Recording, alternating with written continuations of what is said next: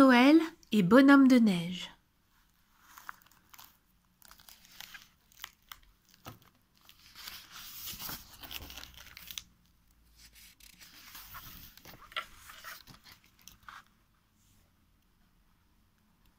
La veille de Noël, Philippe, Claudine et François avaient fait au jardin un bonhomme de neige. Pour le nez, Philippe prit une carotte et Claudine, pour les yeux, 2 morceaux de charbon. François traça la bouche à l'aide d'un bâton. Comme il était petit et ne savait pas bien dessiner, la bouche faisait une espèce de grimace. « C'est demain Noël !» criaient joyeusement les enfants. «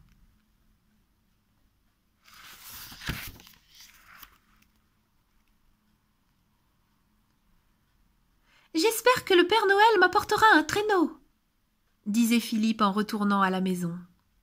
« Et moi, une belle poupée, » déclarait Claudine. « À moi, un ours en peluche !» chantonnait François en sautant de joie.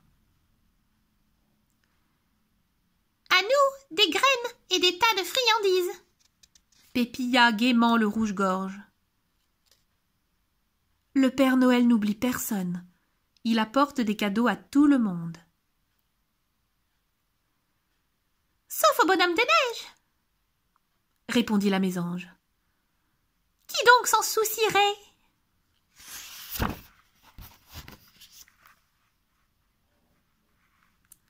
Le pauvre bonhomme de neige resta tout seul et très triste, car il avait entendu ce que disaient les oiseaux. Bientôt, la nuit tomba et les étoiles commencèrent à scintiller. À travers la fenêtre, le bonhomme de neige put voir les enfants en train de décorer l'arbre de Noël.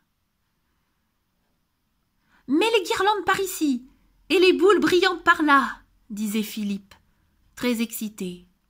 « Et le bel ange au sommet !» répondait Claudine. « Oh !» criait le petit François. « Comme je voudrais être déjà à Noël !»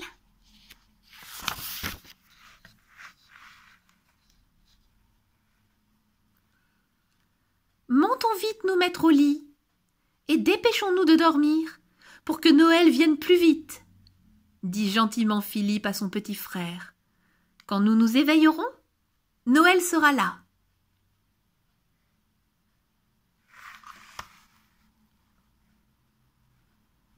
Les 3 enfants se hâtèrent de se coucher et s'endormirent. Les lumières de la maison s'éteignirent et la nuit se fit silencieuse.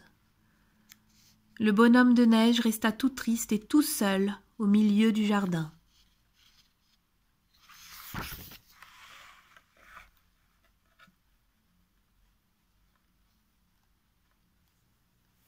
Bientôt, parmi les étoiles, on entendit sonner des clochettes et un merveilleux traîneau apparut dans le ciel. C'était le Père Noël. Il conduisait un traîneau chargé de jouets, traîné par 8 rennes qui filaient comme le vent. Le tintement des clochettes emplissait la nuit, et la douce lueur des étoiles resplendissait sur le Père Noël et sur son attelage enchanté.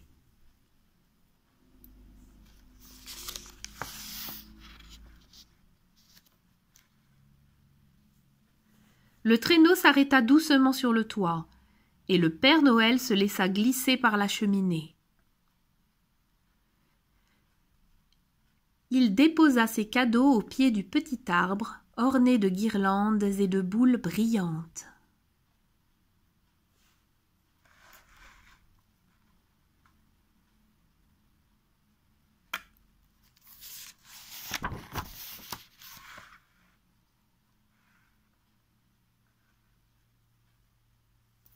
Et voici que, tout à coup, une chose merveilleuse arriva au bonhomme de neige.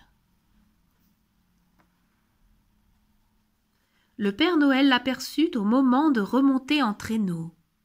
« Pauvre vieux !» dit-il gentiment. « On t'a laissé là tout seul ?»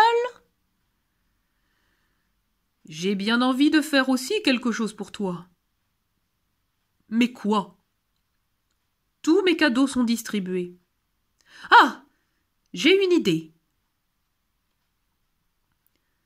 Le Père Noël se pencha et ramassa le bâton que le petit François avait oublié près du bonhomme de neige.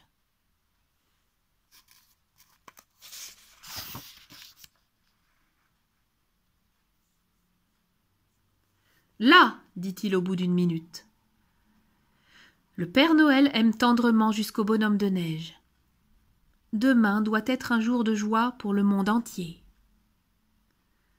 Il se remit en route dans la nuit bleue, la douce lueur des étoiles scintillait sur sa tête blanche.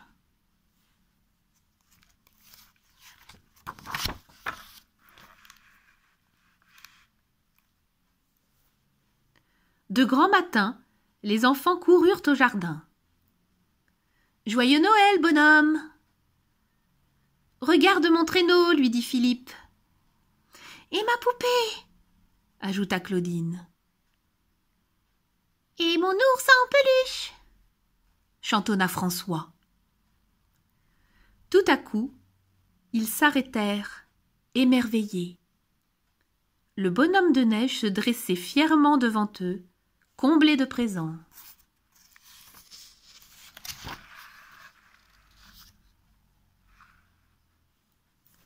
Il était coiffé d'un chaud capuchon de laine rouge, le propre capuchon du Père Noël, et tous les oiseaux, très excités, voletaient en pépiant autour de lui.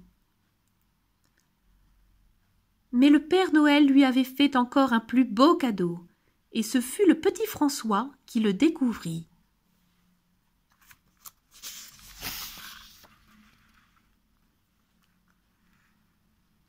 « Regardez !» criait-il en tendant sa petite main. La vilaine grimace du bonhomme avait disparu. Le Père Noël l'avait transformé en un joyeux sourire, et c'est le plus beau cadeau qui soit au monde.